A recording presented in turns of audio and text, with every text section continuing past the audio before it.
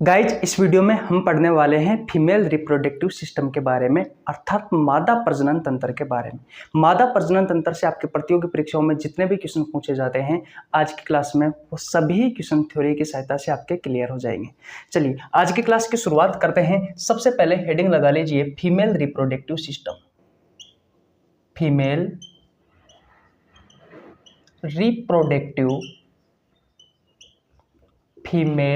Reproductive system अर्थात मादा प्रजनन तंत्र। तो सबसे पहले मैं आपको बता देता हूं कि भाई मादा प्रजनन तंत्र क्या होता है। देखो, फीमेल रिप्रोडक्टिव सिस्टम के बारे में हम जिस चैप्टर में पढ़ते हैं उस चैप्टर का नाम है रिप्रोडक्टिव सिस्टम। यहां पर समझिए क्या नाम है, रिप्रोडक्टिव सिस्टम अर्थात प्रजनन तंत्र। सबसे पहले सिस्टम का मतलब क्या होता है, तंत्र का मतलब क्या होता है। ग्रुप ऑफ ऑर्गन्स, अंगों का समूह ही सिस्टम कहलाता है। क्या कहलाता है भैया, ग्रुप ऑफ ऑर्गन्स अर्थात अंगों का समूह क्या कहलाता है भैया, अंगों का समूह सिस्टम कहलाता है, तंत्र कहलाता है। रिप्रोडक्टिव का मतलब होता है रिप्रोडक्शन से अर्थात प्रजनन से, आप जनन भी कह सकते हो। बात आती है कि प्रजनन क्या होता है, जनन क्या होता है। जीवों के द्वारा अपने जैसे जीव का निर्माण करना, जैसे कि हम हैं, हम अपने जैसे जीव का निर्माण करेंगे। गाय होती है, वो गाय अपने जैसे जीव का निर्माण करती है। भैंस है, वो अपने जैसे जीव का निर्माण करती है। हाथी है, वो अपने जैसे जीव का निर्माण करते हैं। घोड़ा जो है वो अपने जैसे जीव का निर्माण करते हैं। वैसे ही अलग अलग जीव सभी अपने जैसे जीव का निर्माण करते हैं। तो भैया प्रजनन क्या है, जीवों द्वारा अपने जैसे नए जीव का निर्माण करना। जीवों के द्वारा अपने जैसे नए जीव का निर्माण करना क्या कहलाता है, प्रजनन कहलाता है। अब एक बार पूरा को समझने की कोशिश करिए। मैंने कहा कि सिस्टम क्या है, ग्रुप ऑफ ऑर्गन्स, अंगों का समूह। तो ऐसे अंगों का समूह जो प्रजनन में सहायक होते हैं, ऐसे अंगों के समूह को कहा जाता है रिप्रोडक्टिव सिस्टम अर्थात प्रजनन तंत्र। प्रजनन क्या है, रिप्रोडक्शन क्या है, जीवों के द्वारा अपने जैसे नए जीव का निर्माण करना ही रिप्रोडक्शन कहलाता है। यानी कि जीवों के द्वारा अपने जैसे जो नए जीव का निर्माण करेंगे, उसमें जो जो ऑर्गन सहायक होंगे, उन सभी अंगों के समूह को क्या कहा जाता है, रिप्रोडक्टिव सिस्टम कहा जाता है, प्रजनन तंत्र कहा जाता है। ये रिप्रोडक्टिव सिस्टम भी दो प्रकार का होता है भैया। एक होता है सेक्सुअल यानी कि लैंगिक, और एक होता है एसेक्सुअल यानी कि अलैंगिक। अब जो सेक्सुअल होता है इसमें क्या होता है, इसमें दो जनक भाग लेते हैं।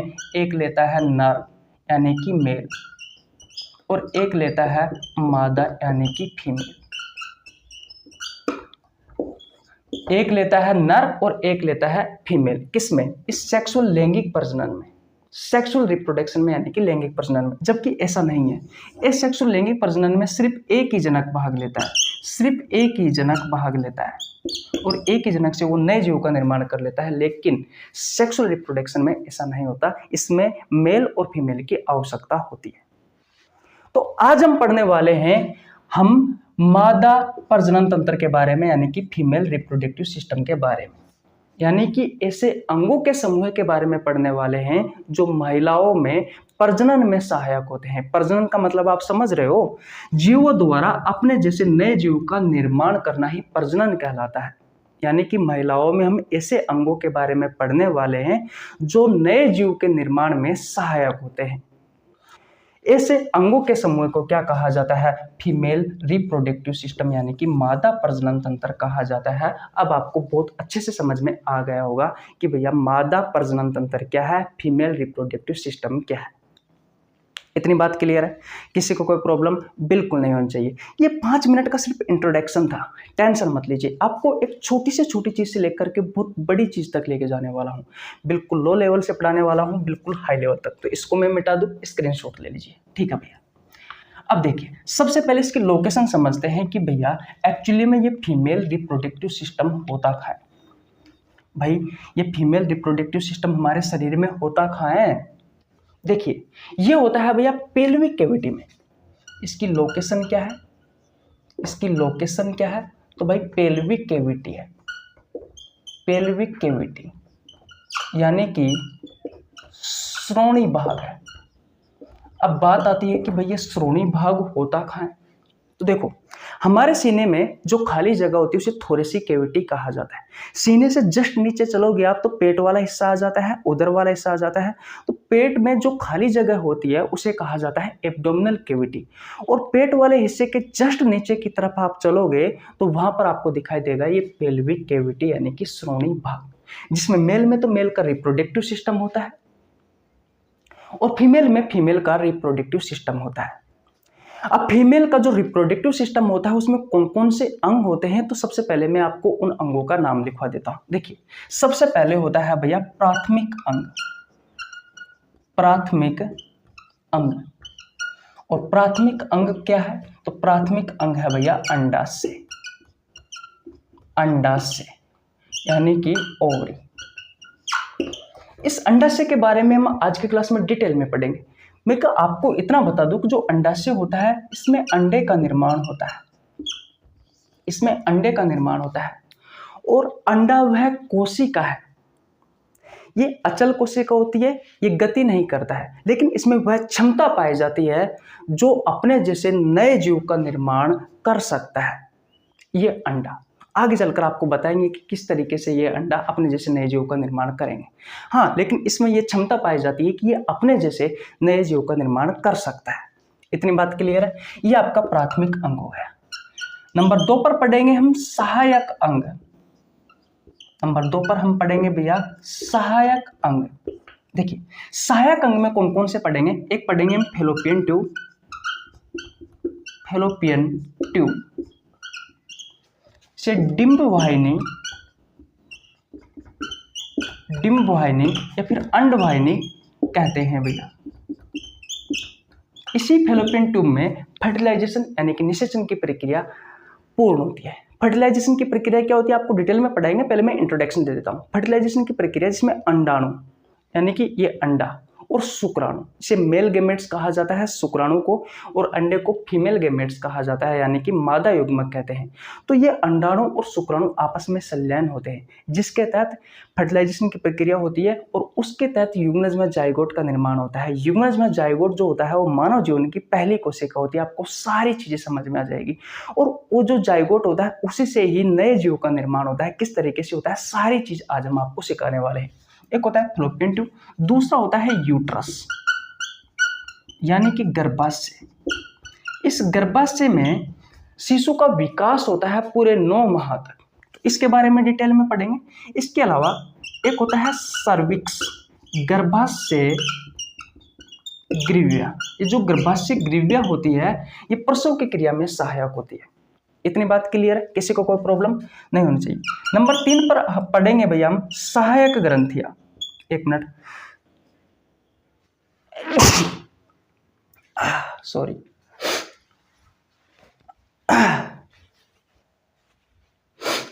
देखिए भैया, नंबर 3 पर क्या होती है? नंबर 3 पर होती है सहायक ग्रंथि।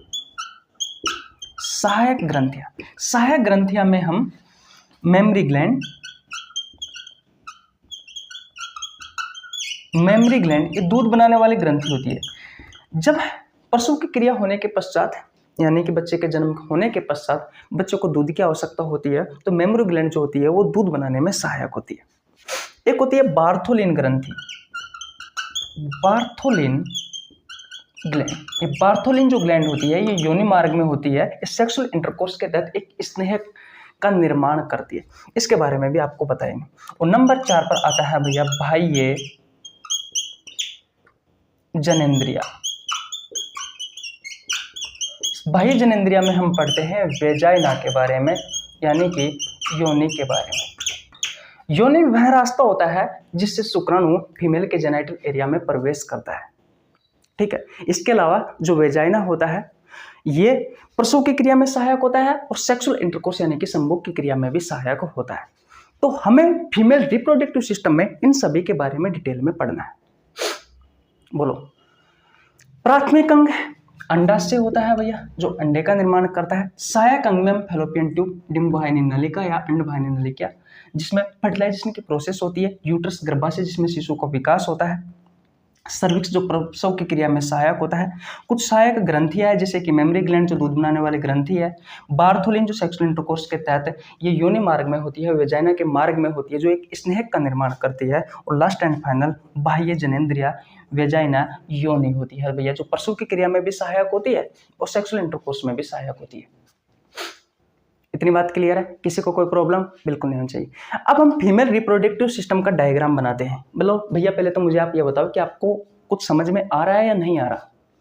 अगर समझ में आ रहा है तो वीडियो को लाइक कर दीजिए, आपके छोटे भाई के लिए प्यारा सा कमेंट कर दीजिए, अपने दोस्तों के पास शेयर भी कर सकते हैं आप इस वीडियो को। और चैनल पर नए तो चैनल को जरूर सब्सक्राइब कर लेना भैया, बेल आइकन को प्रेस कर लेना, ताकि आपके पास हमारी वीडियो का नोटिफिकेशन टाइम टू टाइम पहुंच सके। आइए अब डायग्राम बनाते हैं भैया फीमेल रिप्रोडक्टिव सिस्टम का, ताकि आपको बहुत अच्छे से समझ में आ जाए। बनाए भैया डायग्राम, इनको मैं मिटा दूं भैया, स्क्रीनशॉट ले लीजिए। चले भैया आगे। ओके, अब ध्यान से समझना, बस 40-50 मिनट आप मेरे साथ रहिए, आपको सब कुछ समझ में आ जाएगा। फीमेल रिप्रोडक्टिव सिस्टम से आपका एक भी क्वेश्चन नहीं छूटेगा, ये मेरी गारंटी है। और मैं रिप्रोडक्टिव सिस्टम के भैया प्रीवियस ईयर के क्वेश्चन करवा रहा हूँ, जो आपसे रेलवे ग्रुप डी में, एनटीपीसी में, एलपी टेक्नीशियन में, आरआरबी में, आरपीएफ में जितने भी पूछे गए हैं वो सभी क्वेश्चन करवा रहा हूँ। लगभग इसकी 7 क्लास हो चुकी है जनशताब्दी एक्सप्रेस बैच में। आपको नीचे लिंक डिस्क्रिप्शन मिल जाएगा जनशताब्दी एक्सप्रेस बैच का, वहाँ पर जाकर आप देख सकते हैं। इसके अलावा मैंने 8 से 9 चैप्टर और पढ़ा रखे हैं, वो भी आप देख सकते हैं। वो भी सभी भी मैंने रेलवे वाले बच्चों के लिए ही करवाए हैं, ठीक है। ओके भैया, अब देखो फीमेल रिप्रोडक्टिव सिस्टम का मैं डायग्राम बनाता हूँ। जैसे कि ये क्या है आपकी, ये ओवरी है भैया, ठीक है। ये अंगुलीनुमा जो संरचना होती है, ये फैलोपियन ट्यूब से जुड़ी हुई होती है। एक्चुअली में देखा जाए तो फैलोपियन ट्यूब ही है भैया। ये अंगुलीनुमा जो संरचना होती है, इसे जिल्लरी कहा जाता है,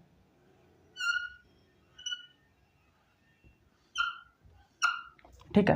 तो यहां से लेकर के यहां तक ये क्या है, फैलोपियन ट्यूब है, ये ओवरी है। अब ये एक एक के बारे में हम डिटेल में चर्चा करेंगे।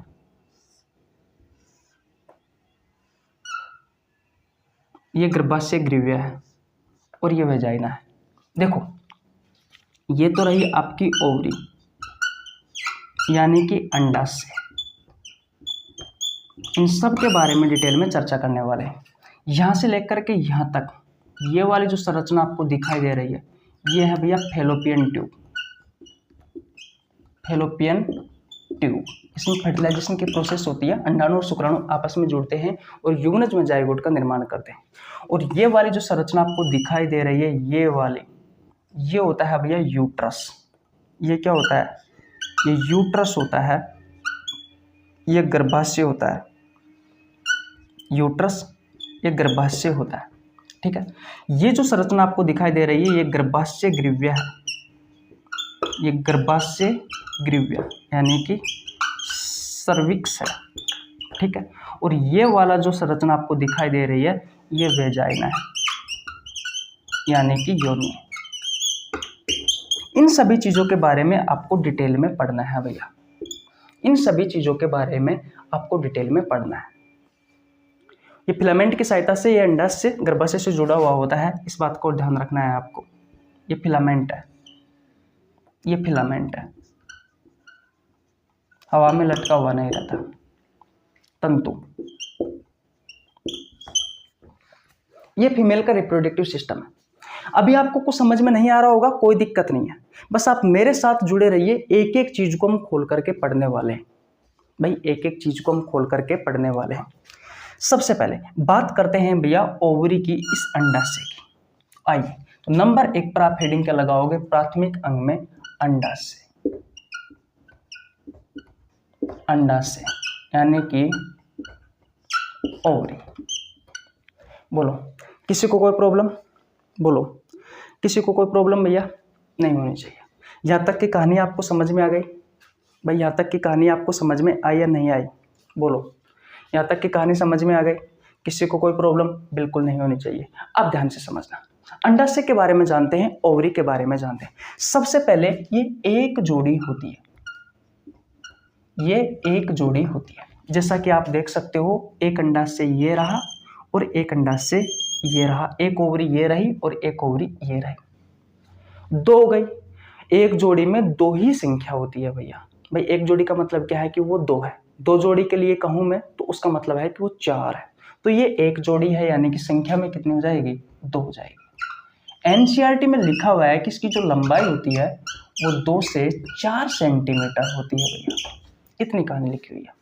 उसके अलावा आपको क्या याद रखना है कि जो अंडाशय होता है, इस अंडाशय में अंडाणु का निर्माण होता है। अंडाणु का क्या होता है भैया? अंडाणु का निर्माण होता है। अब अंडाणु के बारे में आप समझ लीजिए। मैंने कहा कि अंडाणु जो होता है वो एक प्रकार की अचल कोशिका है।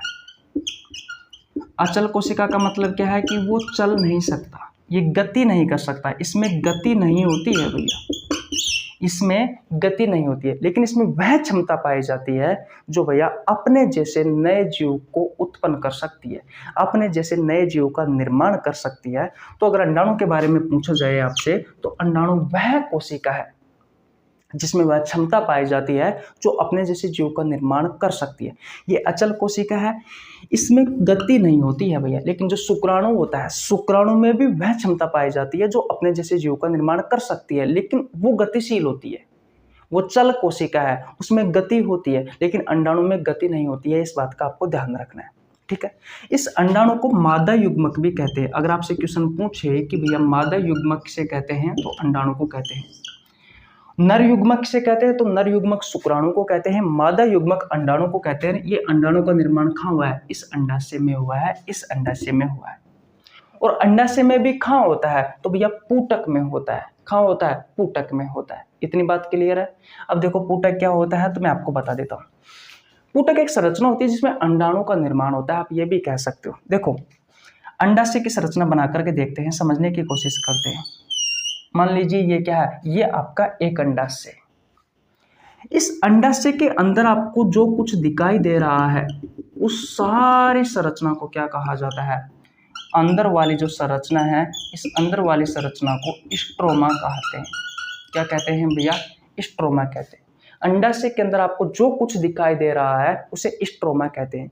अब ये स्ट्रोमा भी दो भागों में बटा हुआ होता है। कितने भागों में बटा हुआ होता है? दो भागों में।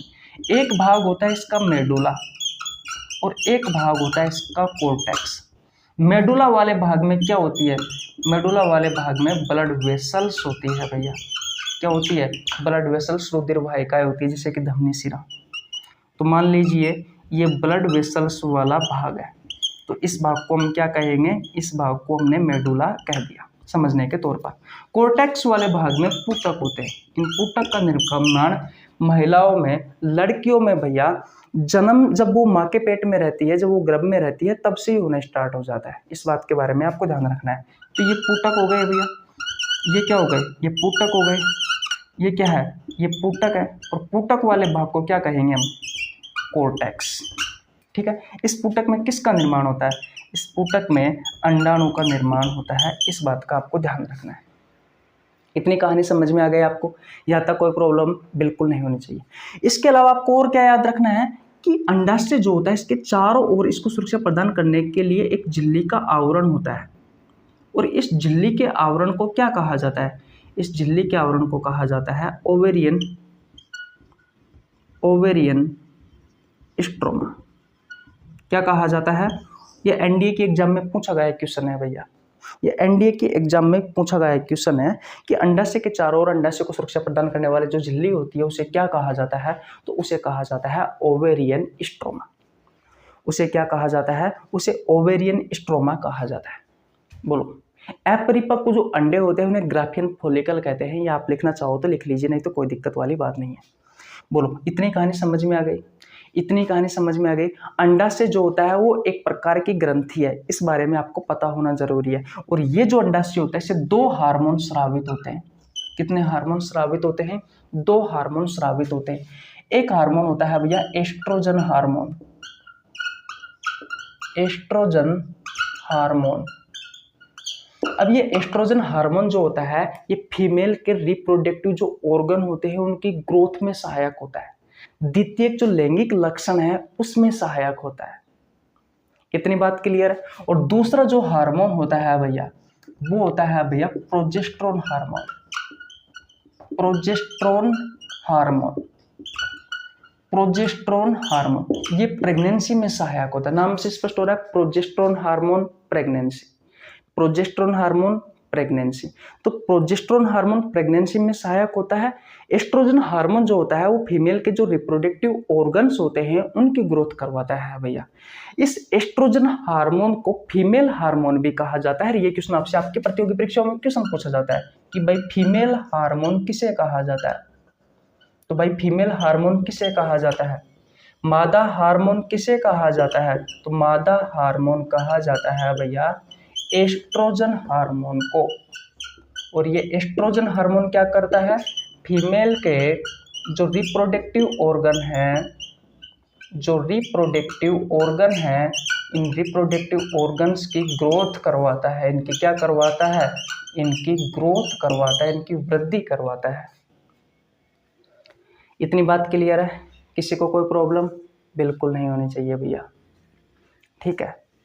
और यह हार्मोन का स्राव किशोर अवस्था के पश्चात होता है।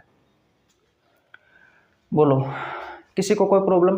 तो इतना आपको इस अंडाशय के बारे में पता होना जरूरी है। जितनी भी सारी कहानी मैंने आपको बताई है मैं आपको एक बार और रिवीजन करवा देता हूँ। ये सारी चीजें आपको क्लियर होना जरूरी है भैया, ये सारी चीजें क्लियर होना जरूरी है। मैं एक बार स्लाइड चेंज कर देता हूँ, कर दो भैया, ओके। बोलो भैया यहाँ तक की कहानी समझ में आई? नहीं आई है तो कोई बात नहीं, मैं आपको एक बार और रिवीजन करवा देता हूँ। जैसा कि मैंने फीमेल रिप्रोडक्टिव सिस्टम के डायग्राम बनाया नॉर्मल, आपको समझाने के लिए रफली डायग्राम, ताकि आपको समझ में आ सके। एक एक चीज के बारे में डिस्कस करने वाला हूं मैं। यहाँ पर ओवरी अंडाशय के बारे में डिस्कस करूंगा, अभी मैंने कर भी दिया है। ओवरी अंडाशय के बारे में डिस्कस, फैलोपियन ट्यूब के बारे में डिस्कस करूंगा, यूट्रस गर्भाशय के बारे में डिस्कस करूंगा, गर्भाशय ग्रीविया के बारे में डिस्कस करूंगा, वेजाइना के बारे में डिस्कस करूंगा। इन सभी चीजों के बारे में मैं आपको डिटेल में पढ़ाने वाला हूँ। सबसे पहले मैंने आपको ओवरी यानी कि अंडाशय के बारे में पढ़ाया। सबसे पहले मैंने कहा कि ये एक जोड़ी होते हैं, यानी कि इनकी संख्या 2 होती है। इसकी जो लंबाई होती है वो 2 से 4 सेंटीमीटर होती है। एनसीईआरटी में दिया हुआ है, आपको याद है तो याद है, नहीं तो कोई दिक्कत नहीं है। दूसरी बात, इसमें अंडाणु का निर्माण होता है। किसका निर्माण होता है? अंडाणु। अब बात आती है अंडाणु क्या है, तो अंडाणु वह कोशिका है जो पहली बात तो गति नहीं कर सकती, इस बारे में आपको पता होना जरूरी है। इसमें वह क्षमता पाई जाती है इस कोशिका में जो अपने जैसे नए जीव का निर्माण कर सकती है, ठीक है। इसे मादा युग्मक भी कहते हैं। अगर आपसे क्वेश्चन पूछा जाए आपके प्रतियोगी परीक्षाओं में कि मादा युग्मक किसे कहते हैं, तो मादा युग्मक अंडाणु को कहते हैं, नर युग्मक शुक्राणु को कहते हैं। मादा युग्मक का निर्माण कहाँ होता है? अंडाशय में होता है। इन सभी चीजों के बारे में आपको पता होना जरूरी है। ये अचल कोशिका है, यानी कि ये गति नहीं कर सकती, ये चल नहीं सकती, ये गति नहीं कर सकती। इतनी बात क्लियर है। फिर मैंने आपको डायग्राम की सहायता से बताया कि अंडाशय के अंदर वाला भाग जितना भी आपको दिखाई देता है उसे स्ट्रोमा कहा जाता है। इस स्ट्रोमा वाले भाग को 2 भागों में बांटा गया है, एक मेडुला और एक कोर्टेक्स। मेडुला वाले भाग में हम ब्लड वेसल्स के बारे में पढ़ते हैं, यानी कि ब्लड वेसल्स आती है। कोर्टेक्स वाले भाग में पुटक आते हैं भैया। यहाँ तक किसी को कोई प्रॉब्लम? इसी पुटक में ही अंडाणु का निर्माण होता है। इतनी बात क्लियर है, किसी को कोई प्रॉब्लम बिल्कुल नहीं हो चाहिए। फिर मैंने आपको बताया कि जो ओवरी होती है, जो अंडाशय होता है, इसको सुरक्षा प्रदान करने के लिए इसके चारों ओर एक आवरण पाया जाता है जिसे हम कहते हैं ओवेरियन स्ट्रोमा। इतनी बात बताने के बाद में फिर मैंने आपको बताया कि जो ओवरी होता है, जो अंडाशय होता है, वो एक प्रकार की ग्रंथि है, एक प्रकार की ग्लैंड्स है। ये 2 हार्मोन का स्राव करती है, एक एस्ट्रोजन हार्मोन का, एक प्रोजेस्टेरोन हार्मोन का। इस एस्ट्रोजन हार्मोन को मेल हार्मोन भी, फीमेल हार्मोन यानी कि मादा हार्मोन भी कहते हैं। जैसा कि मैंने यहाँ पर लिखा था कि फीमेल हार्मोन, मादा हार्मोन किसे कहा जाता है? एस्ट्रोजन हार्मोन को कहा जाता है। और ये जो फीमेल के रिप्रोडक्टिव ऑर्गन्स होते हैं, मादा के जो प्रजनन अंग है, अभी मैंने आपको प्रजनन अंगों के नाम लिखवाए थे, उन सबकी ग्रोथ, उन सबकी वृद्धि करवाने में कौन सहायक होता है? तो ये एस्ट्रोजन हार्मोन सहायक होता है। ये जो प्रोजेस्टेरोन हार्मोन है, ये प्रेगनेंसी में सहायक होता है। इस बारे में आपको पता होना जरूरी है। ज्यादा क्वेश्चन नहीं पूछे जाते, जितना मैंने आपको बताया ओवरी अंडाशय से उतने ही क्वेश्चन पूछे जाते हैं। अगर आप इन पॉइंटों को लिख लेते हो, अच्छे से याद कर लेते हो, तो आपका कोई भी क्वेश्चन नहीं छूटेगा, ये मेरी गारंटी है। अपरिपक्व अंडों को ग्राफियन फॉलिकल कहा जाता है, इतना और याद कर लीजिए। इससे ज्यादा आपको कुछ याद नहीं करना है भैया, ठीक है, इतनी कहानी समझ में आ गई आपको? किसी को कोई प्रॉब्लम यहाँ तक? बिल्कुल नहीं होनी चाहिए। अब मैं मिटा देता हूँ और फैलोपियन ट्यूब के बारे में चर्चा करते हैं। मिटा दो भैया इसको। ओके, ये हमने एक्स्ट्रा बनाया था, एक्स्ट्रा लिखा था, तो इसको मैं मिटा देता हूँ। ठीक है, इसकी लोकेशन है उसको भी मैं मिटा देता हूँ। अभी मैं लिख दूंगा ये फैलोपियन ट्यूब है भैया। तो ओवरी के बारे में, अंडाशय के बारे में आपको समझ में आ गया है। बस इतना याद रखना है कि भैया इस अंडाशय में अंडाणु का निर्माण होता है, जो एग का होता है उस एग का निर्माण होता है। ये एग बहुत ज्यादा इंपॉर्टेंट है। अंडा वह कोशिका है जिसमें वह क्षमता पाई जाती है जो अपने जिस नए जीव का निर्माण कर सकती है। भैया इतनी बात क्लियर है? अब देखो, ये ओवरी के बारे में तो हमने पढ़ लिया। अब ओवरी से एक नाल जुड़ी हुई होती है जिसे कहा जाता है फैलोपियन ट्यूब। जिसे क्या कहा जाता है? Fallopian tube. आइए इस फैलोपियन ट्यूब के बारे में चर्चा करते हैं। फैलोपियन ट्यूब, फैलोपियन ट्यूब, इसे अंडवाहिनी या फिर डिंब वाहिनी भी कहते हैं भैया। इसे अंडवाहिनी या फिर भैया डिंब वाहिनी भी कहते हैं। इस फैलोपियन ट्यूब को क्या कहते हैं भैया? अंडवाहिनी या फिर डिंब वाहिनी भी कहते हैं। बोलो, जहां तक बात क्लियर है? किसी को कोई प्रॉब्लम? बिल्कुल नहीं होनी चाहिए। अब इसकी डायग्राम बनाकर देखते हैं। जैसे कि मैंने यहाँ पर बनाया है भैया, क्या ये बनाया है मैंने? ओवरी। ये मैंने बनाया है भैया ओवरी, अंडाशय। जब मैंने आपको फीमेल रिप्रोडक्टिव सिस्टम के बारे में बताया था तो ये मैंने आपको ओवरी, अंडाशय बनाया था। इस अंडाशय में किसका निर्माण हो रहा है? अंडे का या अंडाणु का निर्माण हो रहा है भैया। किसका निर्माण हो रहा है? अंडे का या अंडाणु का। इस अंडाणु का निर्माण किस में हुआ है भैया? ऊतक में हुआ है। इतना मैंने आपको बता दिया भैया। किसी को कोई प्रॉब्लम? बिल्कुल नहीं होनी चाहिए। अब देखो, इससे एक संरचना जुड़ी हुई होती है जो कुछ इस तरीके से पहले एक अंगुलीनुमा संरचना दिखाई देगी जो गति करती रहती है। उसके बाद में आपको इस तरीके से एक फूला हुआ भाग दिखाई देता है और उसके बाद में आपको इस तरीके से एक चपटा भाग दिखाई देता है। जैसा कि अगर आप यहाँ देखोगे, मैंने यहाँ पर सीधा बनाया लेकिन यहाँ पर देखोगे तो ये जो ओवरी होता है, ये जो अंडाशय होता है, इससे ये अंगुलीनुमा संरचना होती है जो जुड़ी हुई है। ये वाला भाग है, फिर बीच में फूला हुआ भाग है, फिर ये संकीर्ण पथ है जो यूट्रस यानी कि इस गर्भाशय से जुड़ा हुआ होता है, इस यूट्रस से जुड़ा हुआ होता है, इस गर्भाशय से जुड़ा हुआ होता है। अब ये जो संरचना आपको दिखाई दे रही है, ये अंगुलीनुमा जो संरचना होती है, इसे कहा जाता है भैया फिब्री। क्या कहा जाता है? फिब्री। हिंदी में कहा जाता है झिल्लरी। अब सबसे पहले समझते हैं कि भैया झिल्लरी का काम क्या है। तो मैंने आपसे कहा कि ओवरी जो अंडाशय होता है उसमें पुटक होते हैं, उस पुटक में किसका निर्माण होता है? अंडाणु का निर्माण होता है। तो जैसे ही ये पुटक फटा और इससे अंडाणु यानी कि अंडा बाहर निकला, तो भैया इस अंडे को पकड़ने का काम कौन करती है? इस अंडे को पकड़ने का काम करती है भैया आपकी ये झिल्लरी। ये अंगुलीनुमा संरचना होती है जो हमेशा गति करती रहती है, इंतजार करती रहती है कि कब पुटक फटेगा, कब अंडा बाहर निकलेगा इससे, कब इस अंडे को मैं पकड़ करके अपने अंदर ले जाऊं। तो इस संरचना को क्या कहा जाता है? झिल्लरी कहा जाता है।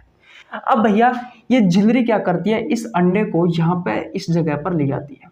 अब देखो, इस पूरी संरचना में इस तरीके से बालनुमा एक उभरी हुई संरचना होती है भैया, जिसे क्या कहा जाता है? जिसे सीलिया कहा जाता है। जिसे क्या कहा जाता है? इसे सीलिया कहा जाता है। ये भी हमेशा गति करती रहती है और ये जो अंडा होता है, इस अंडे को आगे बढ़ाने का काम करती है कौन? ये सीलिया।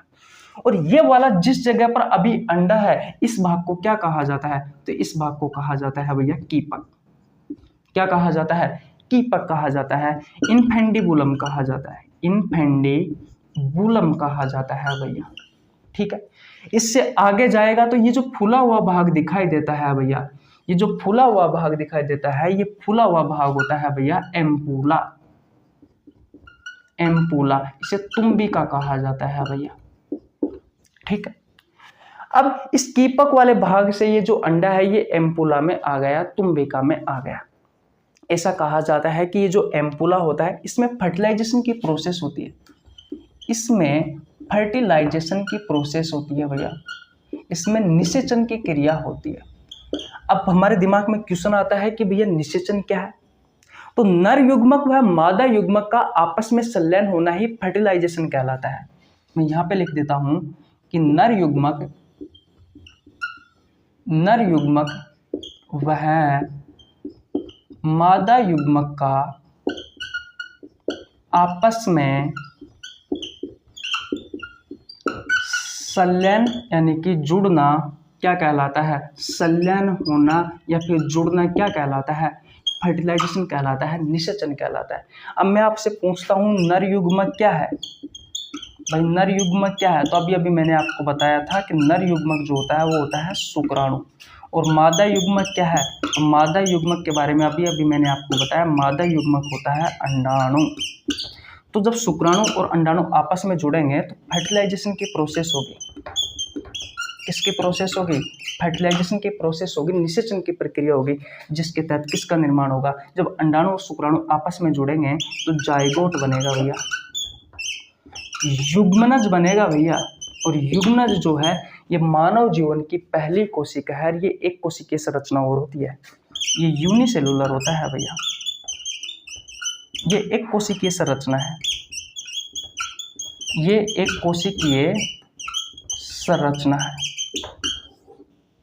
ये मानव जीवन की पहली कोशिका होती है। अब ये जाइगोट जो होता है वो भैया ये जो वाला भाग होता है, इस वाले भाग को कहा जाता है संकीर्ण पथ। संकीर्ण पथ हिंदी में कहा जाता है इस्तमस, इंग्लिश में कहा जाता है इस्तमस और हिंदी में कहा जाता है संकीर्ण पथ। इस संकीर्ण पथ वाला जो भाग आपको, ये वाला जो भाग दिखाई दे रहा है, ये गर्भाशय से जुड़ा हुआ होता है। ये वाला जो भाग आप देख रहे हो ये गर्भाशय है, ये संकीर्ण पथ है। और ये फूला हुआ भाग है ये भैया एम्पुला है, ये तुम्बिका है, जिसमें फर्टिलाइजेशन की प्रोसेस हो रही है। नर युग्मक और मादा युग्मक आपस में जुड़ रहे हैं। सेक्सुअल इंटरकोर्स के तहत शुक्राणु जो होता है फीमेल के जेनिटल एरिया तक पहुंच जाता है और ये योनि मार्ग से आता है भैया। योनि मार्ग से होता हुआ ये गर्भाशय से होता हुआ कहाँ पे पहुंचता है भैया? इस फैलोपियन ट्यूब में पहुंचता है। कहाँ पे पहुंचता है? इस फैलोपियन ट्यूब में पहुंचता है। और इस फैलोपियन ट्यूब में भैया क्या होता है? इस फैलोपियन ट्यूब के एम्पुले तुम्बिका वाले भाग में फर्टिलाइजेशन की प्रोसेस होती है, निषेचन की प्रक्रिया होती है, जिसमें नर युग्मक व मादा युग्मक आपस में संलयन होते हैं। नर युग्मक व मादा युग्मक आपस में जुड़ते हैं और जुड़ने की जो प्रोसेस होती है उसे फर्टिलाइजेशन या निषेचन की प्रक्रिया कहा जाता है। और उस निषेचन की प्रक्रिया के तहत युग्मनज व जाइगोट का निर्माण होता है। किसका निर्माण होता है? युग्मनज व जाइगोट का निर्माण होता है। और युग्मनज व जाइगोट ये यूनिसेलुलर है, ये एक कोशिकीय संरचना है। इसे ही मानव जीवन की पहली कोशिका कहा जाता है। ये जो युग्मनज होता है, ये जो जाइगोट होता है, ये गर्भाशय की जो आंतरिक भित्ति होती है, इसे एंडोमेट्रियम कहा जाता है, उसमें जाकर के धस जाता है। फिर इसमें कोशिका विभाजन होता है, जिसके तहत एक कोशिका से बहुत सारी कोशिका बनती है, टिश्यू बनता है, मांस बनता है, भ्रूण बनता है, भ्रूण का विकास होता है, शिशु बनता है। पूरे 9 माह तक इसी गर्भाशय में शिशु रहता है। तो गर्भाशय के बारे में भी हम पढ़ेंगे। पहले आप ये समझ लीजिए कि फर्टिलाइजेशन निषेचन की प्रक्रिया कहाँ हुई है? इसी फैलोपियन ट्यूब में। ये फैलोपियन ट्यूब वाला भाग जो होता है ये अलग अलग संरचनाओं से, अलग अलग भागों से मिलकर के बना हुआ होता है, जैसे कि फिब्री, कीपक, एम्पुला, इस्तमस, इन सभी भागों से मिलकर के बना हुआ होता है। मैंने आपको झिल्ली का कार्य पढ़ा दिया। झिल्ली क्या करती है? जैसे ही अंडाशय में पूटक से अंडाणु बाहर निकला तो झिल्ली पकड़ करके कीपक वाले भाग तक ले आती है। कीपक वाले भाग में ये सीलिया लगी हुई होती है जो हमेशा गति करती रहती है, जो अंडाणु को आगे ले जाने का काम करती है। जैसे ही अंडाणु इस तुम्बिका वाले भाग में आया तो इस तुम्बिका वाले भाग में शुक्राणु और अंडाणु आपस में मिल जाएंगे, जिससे फर्टिलाइजेशन की प्रोसेस हो जाएगी। और भैया ये जो युग्मनज होता है, ये जो जाइगोट होता है, इसका निर्माण हो जाएगा। इतनी बात क्लियर है। फिर जाइगोट भैया ये जो संकीर्ण पथ है ये किससे जुड़ा हुआ होता है?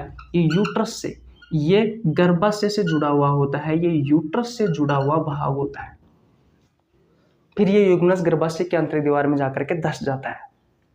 तो ये जो संरचना आपको दिखाई दे रही है ये है फैलोपियन ट्यूब की अंडवाहिनी या डिंब वाहिनी की। ऐसा भी कहा जाता है, बहुत सारे ऐसे टीचर है, बहुत सारी ऐसी पुस्तक है, वो ऐसा कहते हैं कि एग्जैक्ट जो शुक्राणु और अंडाणु आपस में मिलते हैं, जो फर्टिलाइजेशन की प्रोसेस होती है, वो एम्पुला और भैया ये जो संकीर्ण पथ है इसका बीच वाला भाग है, इसमें होती है।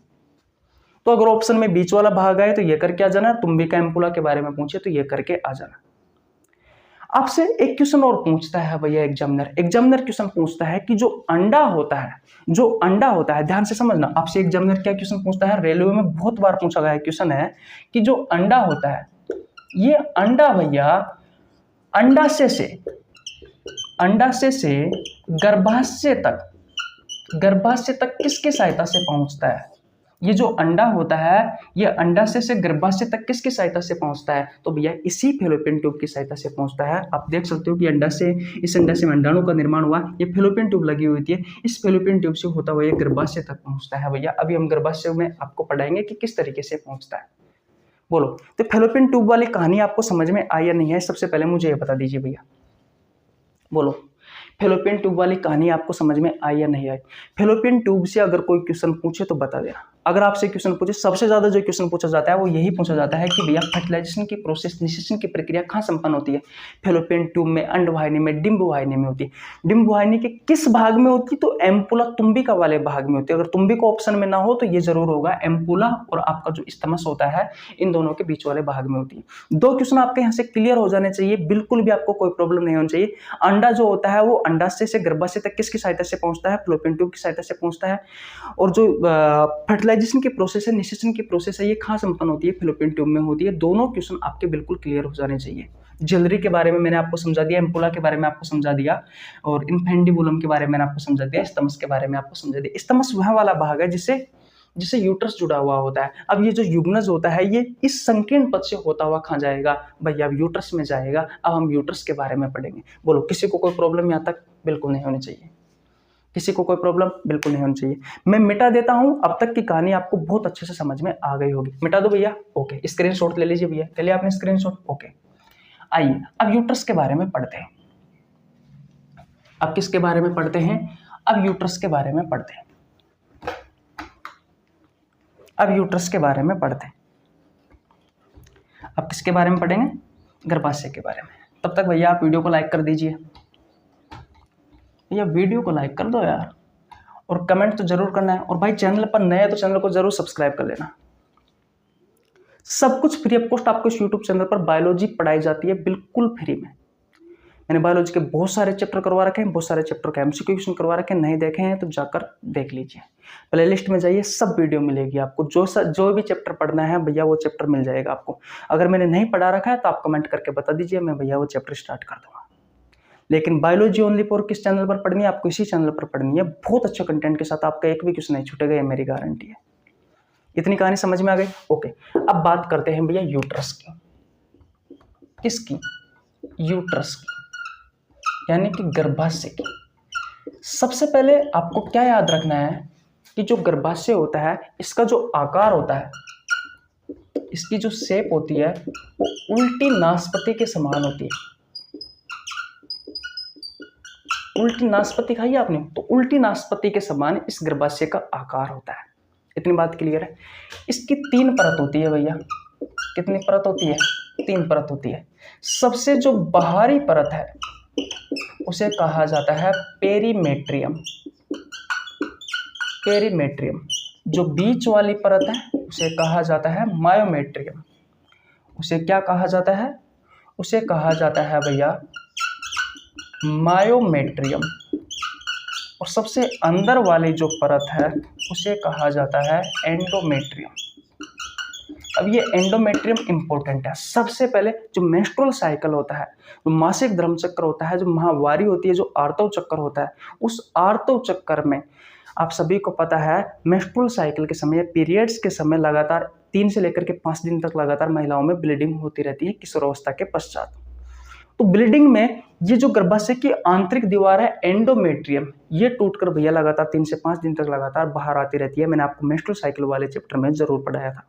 मेंस्ट्रुअल साइकिल आपको जब पढ़ाया था मैं आपको एंडोमेट्रियम के बारे में बहुत अच्छे से पढ़ाया था। तो भैया ये मेंस्ट्रुअल साइकिल में टूटती है। ये मेंस्ट्रुअल साइकिल यानी कि आर्तव चक्र में क्या करती है? ये टूटती है। पहली चीज तो आपको ये याद रखनी है। दूसरी चीज आपको क्या याद रखनी है भैया, वो भी इंपॉर्टेंट है। जो जाइगोट होता है वो कहाँ जाकर के धंसता है? वो जाइगोट इसी एंडोमेट्रियम में जाकर के धंसता है। अब जाइगोट क्या है? अभी आपको पता है एक कोशिका होती है, एक कोशिका संरचना होती है। मानव जीवन की पहली कोशिका फर्टिलाइजेशन की प्रोसेस के तहत अंडाणु और शुक्राणु के जुड़ने से जाइगोट युग्मनज का निर्माण होता है। ये जो युग्मनज होता है ये इसी संकीर्ण पथ से भैया गर्भाशय की जो आंतरिक दीवार होती है उसमें जाकर के ये धंस जाता है, उसमें जाकर के ये अंतरोपित हो जाता है। इसमें कोशिका विभाजन होगा, बहुत सारी कोशिकाएं बनेगी, इस कोशिका से टिश्यू का निर्माण होगा, मांस का निर्माण होगा, भ्रूण बनेगा, भ्रूण का विकास होगा, फिर पूरा शिशु बन जाएगा। तो भैया इस गर्भाशय में 9 माह तक, इस गर्भाशय में 9 माह तक भैया शिशु का विकास होता है, शिशु का विकास होता है। इसी ही बीच में ये चीज इंपॉर्टेंट है जो बता रहा हूं, माँ और इस शिशु के बीच में एक नाल का, जिसे कहते हैं भैया हम गर्भनाल का निर्माण होता है, जिसे हम प्लेसेंटा कहते हैं। इसी प्लेसेंटा का निर्माण होता है। इसी प्लेसेंटा की सहायता से माँ जो होती है वो अपने शिशु को या अपने बच्चे को भैया भोजन उपलब्ध कराती है ब्लड की सहायता से। ब्लड की सहायता से क्या क्या उपलब्ध कराती है? ऑक्सीजन उपलब्ध कराती है, ग्लूकोज उपलब्ध कराती है, वाटर उपलब्ध कराती है, सारी चीजें उपलब्ध कराती है भैया ब्लड की सहायता से। कौन? माँ अपने शिशु को। इतनी बात क्लियर है? पोषण उपलब्ध कराती है, मेरे कहने का मतलब ये है। और बदले में ये शिशु माँ को क्या देता है? शिशु में जो अपशिष्ट पदार्थ बने हैं भैया, भाई शिशु में जो अपशिष्ट पदार्थ बने हैं वो इस गर्भनाल की सहायता से माँ तक पहुँचते हैं, फिर माँ उसे शरीर से बाहर निकाल देती है।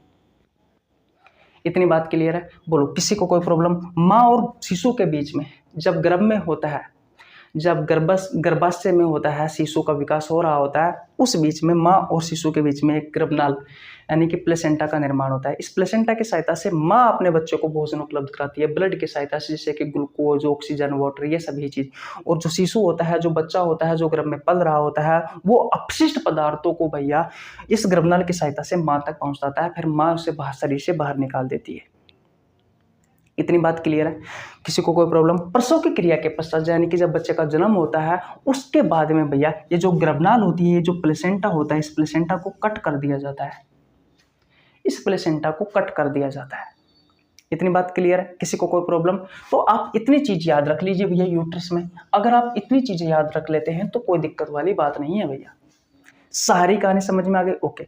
गर्भाशय ग्रीव्या के बारे में और बता देता हूं। ये जो गर्भाशय ग्रीव्या होता है ये प्रसव की क्रिया में सहायक होता है, ये प्रसव की क्रिया में सहायक होता है।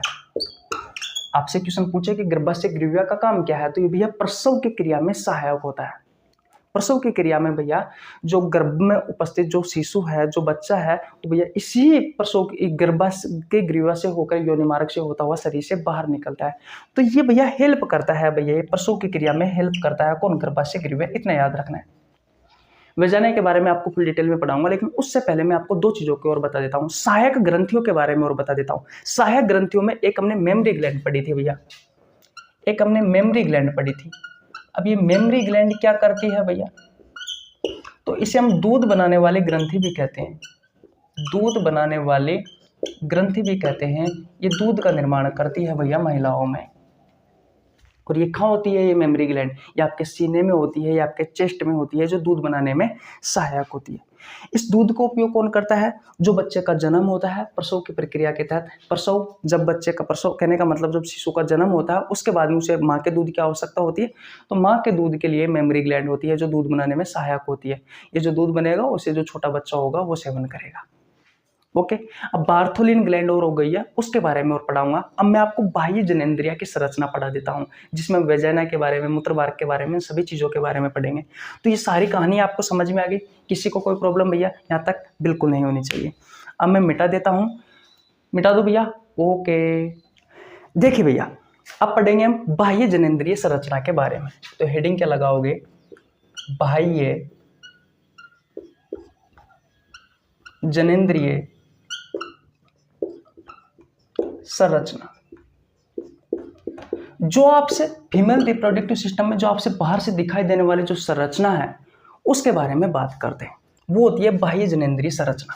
ध्यान से समझना, ये आपको होता है मल द्वार, जिसके बारे में हमें डिस्कस नहीं करना है।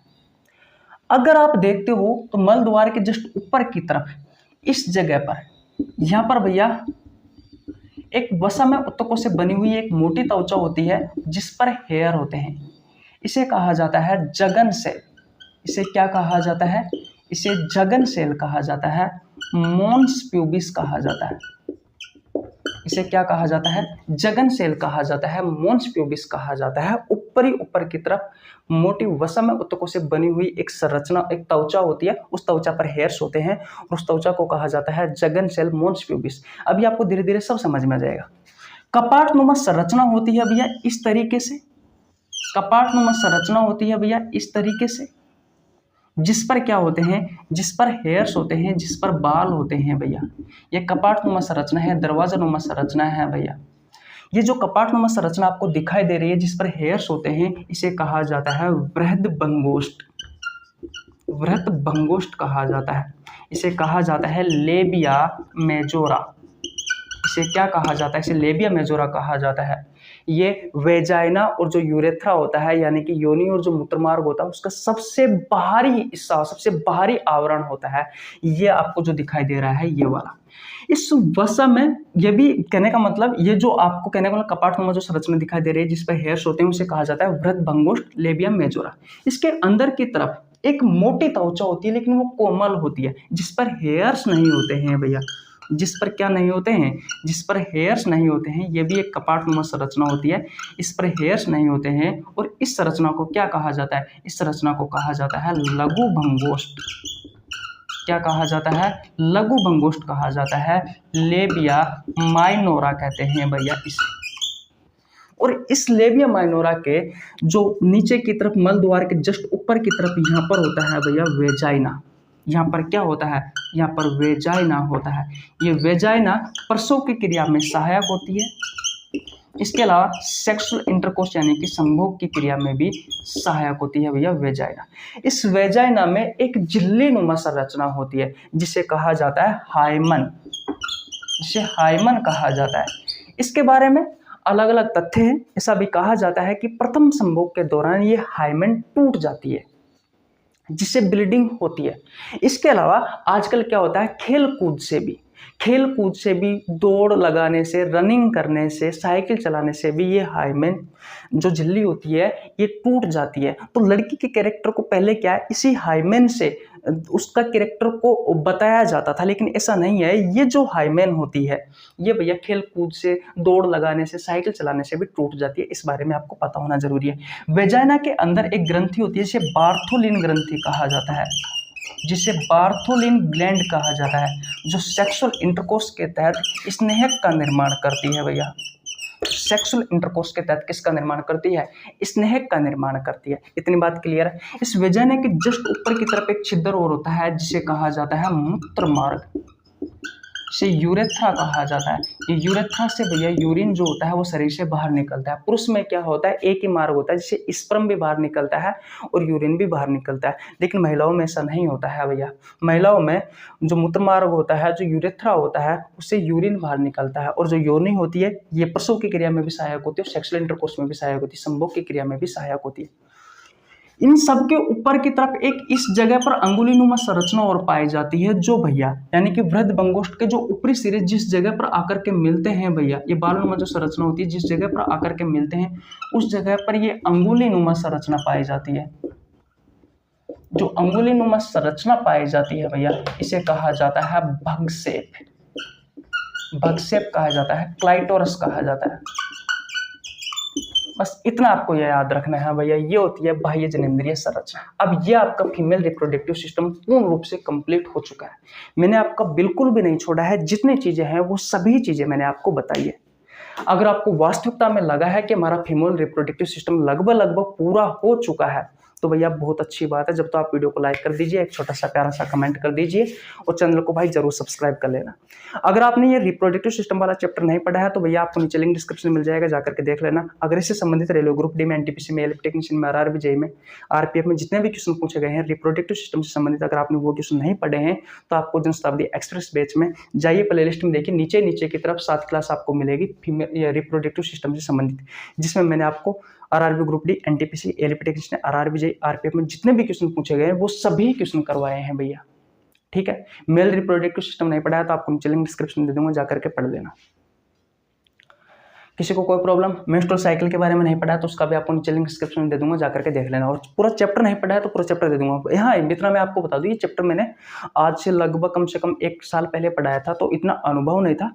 हो सकता है आपको अच्छा ना लगे, लेकिन भैया अब जो लेटेस्ट एग्जाम, कहने का मतलब उसमें मैंने कॉन्सेप्ट तो आपको वही दिया है, सारी चीज़ें तो वही बताई, लेकिन उस टाइम में पढ़ाने का एक्सपीरियंस नहीं था, बोलने का इतना एक्सपीरियंस नहीं था, तो चीज़ें में गलती तो हो जाती है। लेकिन अगर आप देखोगे तो कॉन्सेप्ट आपको बहुत अच्छे से मिल जाएगा। और दोबारा भी ये चैप्टर मैं पढ़ाने वाला हूँ, पूरी बायोलॉजी में दोबारा से इसी यूट्यूब चैनल पर पढ़ाने वाला हूँ, तब आपको कोई भी प्रॉब्लम नहीं आएगी भैया। तो आशा करता हूँ फीमेल रिप्रोडक्टिव सिस्टम, मादा प्रजनन तंत्र आपको बहुत अच्छे से समझ में आया होगा। अगर समझ में आया है भैया तो भाई चैनल को तो जरूर सब्सक्राइब कर देना यार, इतनी मेहनत के लिए। बोलो कोई प्रॉब्लम? तो फिर मिलते हैं भाई नेक्स्ट वीडियो में। पसीने ही आ गए यार, स्क्रीनशॉट ले लीजिए। चलिए भैया, ओके, बाय बाय। स्क्रीनशॉट ले सकते हो, मिलते हैं कल।